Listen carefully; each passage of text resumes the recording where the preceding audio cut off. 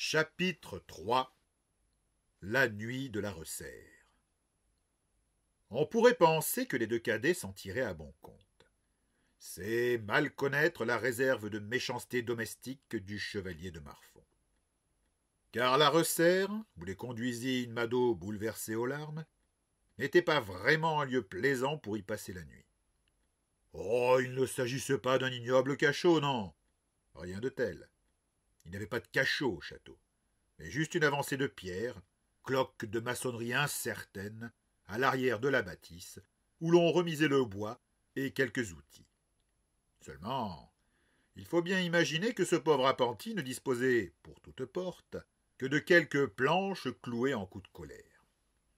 Le vent entrait là-dedans comme chez lui et ressortait par les trous d'un toit en désespoir de l'ose. Et la nuit promettait d'être froide, bigrement froide. La gelée n'était pas loin. Sans le réconfort d'un peu de feu pour se chauffer, les deux garçons allaient trouver le temps long.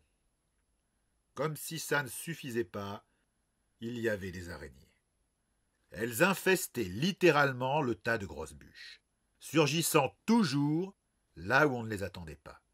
Et quelles araignées!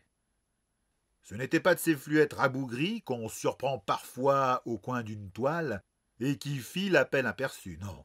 Celles qui germaient dans ce trou-là auraient découragé tous les pigeons et les chats du monde. Ces bêtes à diable, véritables boules de venin, grasses de corps, velues de pattes, Louis les soupçonnait capables de piéger jusqu'aux moineaux. Et hargneuses avec ça. Loin de décamper quand vous les découvriez, elles se dressaient, crocs en avant, pattes levées, vous défiant de leur voler leur territoire. À croire que la Resserre les produisait tout exprès. Non, décidément, la nuit ne serait pas bonne. Mado, comme d'habitude, les prit en pitié. Après les avoir abandonnés quelques fugitifs instants dans le noir, elle revint avec 2 capes de tissu épais, 4 tranches de pain noir et 2 morceaux de fromage. Ils la remercièrent chaudement, alors qu'elle murmurait, atterrée. « Mes enfants, mes pauvres enfants, comment votre père peut-il être aussi cruel ?» Puis elle s'en fut sur un sanglot, fermant la porte et le verrou derrière elle, les laissant dans l'obscurité. Ils se retrouvèrent seuls. Entre les murs de pierre humide et le tas de bois hanté de petits monstres à 8 pattes, il y avait peu de place. Ils parvinrent néanmoins à s'asseoir à même le sol de terre glacée. Dans l'obscurité, Louis distinguait à peine la silhouette de Séverin.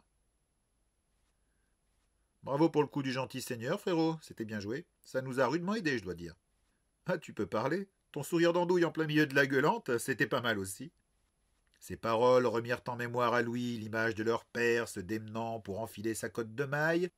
Il en fit profiter Séverin qui ne put s'empêcher de rire aussi. « Ah oui, sûr. Il faudrait que Mathieu le forgeron en sorte au marteau et à la pince. » Ils savourèrent tous deux cette petite vengeance tout en croquant à belles dents dans le pain épais qu'ils accompagnèrent de généreuses bouchées de fromage au goût puissant. Aucun d'eux ne fit allusion au fait que la punition tombait toujours sur leur tête. Dans cette famille, c'était la règle. Si les 2 aînés querellaient ou rossaient leurs cadets, on ne leur reprochait rien. Mais que Louis ou Séverin fassent mine de se reviffer, et le châtiment était immédiat. Il n'y avait pas très longtemps, Geoffroy et Roland avaient voulu enfermer Louis dans une malle, sous prétexte qu'il avait osé toucher un de leurs arcs. Louis ne s'était cette fois pas laissé faire. Tire, pousse, cogne. Les 2 tortionnaires s'étaient vite retrouvés, l'un avec l'œil poché, l'autre un nez si bien gonflé qu'on l'aurait dit tomate. Le père en avait été averti. La punition avait été terrible. Le derrière de Louis l'en démangeait encore, rien que d'y penser. Mais il avait appris une chose, il ne craignait plus ses aînés. Ni Séverin, ni Louis n'avaient jamais posé de questions sur cette différence de traitement entre eux et les autres. Ils connaissaient la réponse. Une fois, s'adressant à Séverin, lors d'un de ses moments de colère, le chevalier l'avait traité de bâtard. C'était il y avait longtemps, mais Séverin avait pleuré toutes les larmes de son corps, et Louis avait eu fort à faire pour le consoler. Jamais plus il n'avait été question de l'incident, mais il occupait toujours leurs pensées. Car il était évident pour Louis que ni lui ni Séverin n'appartenaient à cette famille. Il ignorait qui était leur père, mais certainement pas ce gros batracien obèse et moustachu qui dirigeait le village. Il suffisait qu'il se regarde pour que la vérité lui saute aux yeux. Brun de peau, le cheveu sombre au reflet de cuivre, les yeux tirants tantôt sur le vert ou le doré, les sourcils noirs et touffus, il n'avait rien de commun avec ses autres aînés. Il aurait désespérément voulu connaître l'identité de son vrai père, mais comment poser la question à une mère qui ne tenait visiblement pas à retourner dans la plaie quelques couteaux sans doute peu glorieux. Enfin, bâtards ou pas, ils étaient coincés ici. Enveloppés dans leur cape, ils chiquaient lentement leur maigre pitance. Le vent froid venait se glisser entre les lames de la porte, dévalant des sommets enneigés, leur arrachant des frissons. Dehors, à quelques mètres à peine, les bois craquaient tout ce qu'ils savaient, mettant en marche leurs moulins à frayeur. Ils les combattirent du mieux qu'ils purent. Louis, ce dernier, qui, à coups de mâchoire patient, pour le faire durer plus longtemps, mastiquait son pain noir, se contenta de répondre « Je suis là. J'en ai assez de tout ça. » Louis, surpris par le ton de son frère, engouffra d'un coup le reste de sa bouchée. Assez de quoi? Sa voix résonnait curieusement dans cette soupe de nuit qui les entourait. De tout ça, cette famille, cette vie. Il soupira et Louis l'imagina qui haussait les épaules. Enfin, tu sais bien. Ça, pour savoir, le fondement planté dans la terre froide de la resserre, dans l'odeur de bois, de mousse et de poussière qu'on aurait presque pu mâcher, Louis savait. Un peu inquiet du tour que prenait la conversation, il interrogea néanmoins. « Qu'est-ce que tu veux faire ? » ?»« Partir, loin d'ici. » »« Partir ?» Louis y avait déjà songé, bien sûr, et pas qu'une fois. Ça lui démangeait les pieds certains jours, d'enfiler le chemin d'Aurillac et d'avancer vaille que vaille, jusqu'à la ville. Oui, mais voilà, il y avait des amis. Il y avait le père Georges, qu'il aimait comme un parent. Il y avait Mado, il y avait les montagnes, ces garces de montagne aussi belles que sauvages. Il était chez lui, ici. Et même Geoffroy, Roland et ses parents ne parvenaient pas à lui rendre l'existence assez pénible pour le décider à partir. Et surtout, il y avait Séverin. S'il y avait une personne au monde à laquelle il tenait, pour qui il aurait tout supporté, c'était lui. Et voilà que Séverin lui parlait de s'en aller. Et persistait d'ailleurs. Ça fait un moment que j'y pense. J'ai tout préparé. Les vêtements, la nourriture, l'argent. J'ai quelques pièces de côté que j'ai économisées au lieu de les boire comme ces crétins de Geoffroy et de Roland. Et puis, je pourrais bien me faire embaucher comme journalier. Je sais faire pas mal de choses. Entendre ainsi son frère projeter de l'abandonner à son sort et vraisemblablement bientôt, Louis sentit une bolée d'angoisse surmonter la gorge. Et tu partirais quand ?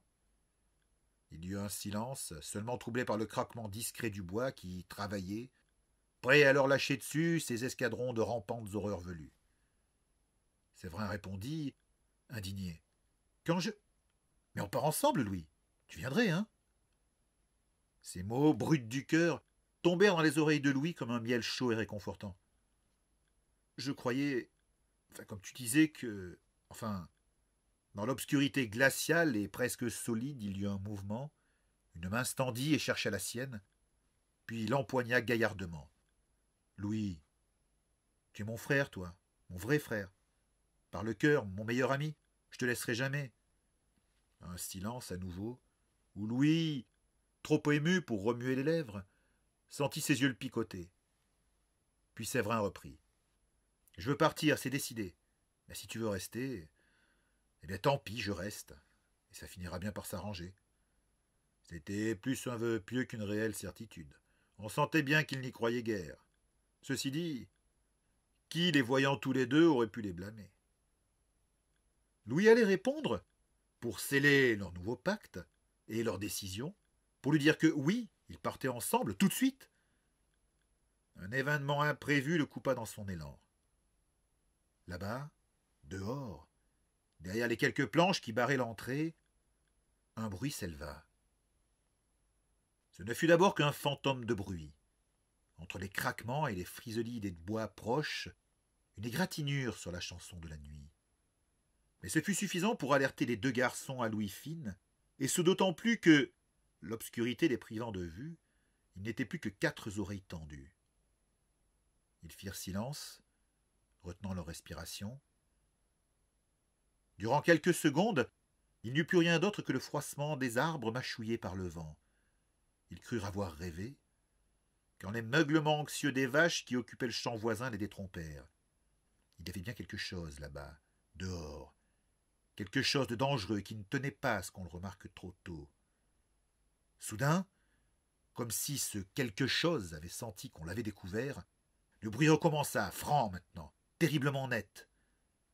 Ça déboula en diable du sous-bois, fracassant branches et buissons, en course coléreuse, puis laboura l'herbe de coups sourds et précipités. Les garçons, pétrifiés, sentirent approcher une horreur à plusieurs pattes qui se ruait vers eux des tréfonds de la nuit. Séverin, qui était le plus proche de la porte branlante et ajourée, ne put retenir un hoquet de terreur quand une masse énorme vint se coller de l'autre côté des planches moisies. La course cessa. Louis, tourné vers l'extérieur, écarquillait tout ce qu'il avait d'yeux pour tenter d'y voir quelque chose. En vain. Autant lorgnait le fond d'une oubliette. Aucun brin de lune n'éclairait cette maudite nuit. Mais s'ils n'y voyaient goutte, les deux adolescents immobiles entendaient fort et clair, et ce qui parvenait à leur tympan était suffisant pour leur coller sur tout le dos des suées de terreur. Ça respirait, là, dehors, juste derrière la porte, à grands coups caverneux qu'on aurait dit poussés par un soufflet de forge infernal. Séverin, dont les épaules se trouvaient à moins de 50 centimètres de la nuit, n'osant bouger muscle, sentit un vent chaud lui ébouriffer les cheveux. Il était épais et humide, ce vent, et de respirer une seule fois lui retourna l'estomac, tant il empestait la viande avariée. Les planches craquèrent, quand une masse lourde vint soudain peser contre elle, comme pour en éprouver la solidité. Les deux garçons se mirent à égrener mentalement tout ce qu'ils savaient de prière dans le désordre le plus complet. La chose se retira un peu, pour piétiner à qui mieux mieux d'un côté, de l'autre, dans un bruit de sabots énorme et colérique. Un instant de calme, le silence revint, plus inquiétant encore que les sons qui avaient précédé. Puis un coup terrible qui fit trembler toute la charpente et arracha un hurlement aux deux frères terrorisés. Séverin vint se jeter dans les bras de Louis, au fond de la resserre, alors que les planches de la porte craquaient comme brindilles. C'en était à croire que la chose qui avait embouti la porte était déjà dedans, prête à les croquer. Mais non. À quelque miracle ou prière qu'elle le dût, la porte résista. Il y eut alors un grand remue-ménage, celui produit par une masse énorme tentant de se dégager. Un grognement s'éleva, gras et profond, qu'on aurait dit poussé par un goré gigantesque. Le bois cédant enfin dans un final fracassant. 3 nouvelles secondes s'écoulèrent, seulement ébréchées par le souffle avarié, où les deux frères crurent leur dernière heure sonner. Puis les vaches éclatèrent à nouveau, en un concert pitoyable de meuglements paniqués à vous fendre l'âme.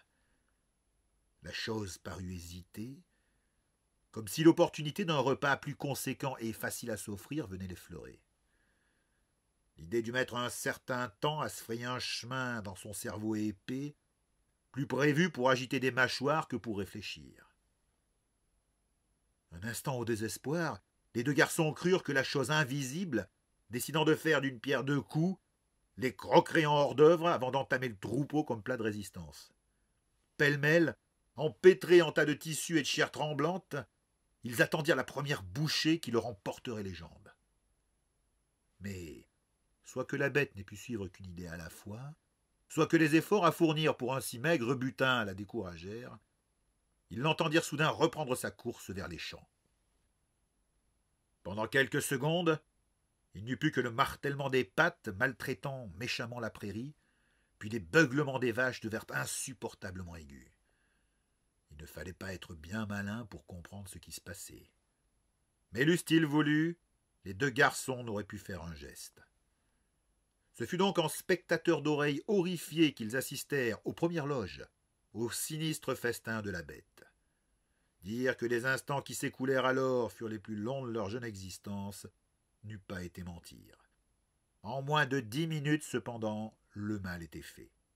Mais quel enfer, quand ça arrachait et chiquait là-bas dans le pré, à grand bruit mouillé entre deux grognements satisfaits et deux meuglements mourants. Quand enfin la porte du château s'ouvrit sur un chevalier crachier du lit en laine fripée, prêt à rentrer à la moindre alarme, les 2 autres mâles de la tribu sur les talons, tout était fini. Le monstre avait déjà soupé et s'en était retourné digérer d'où il était venu. Finalement, tout le monde passa une bien mauvaise nuit.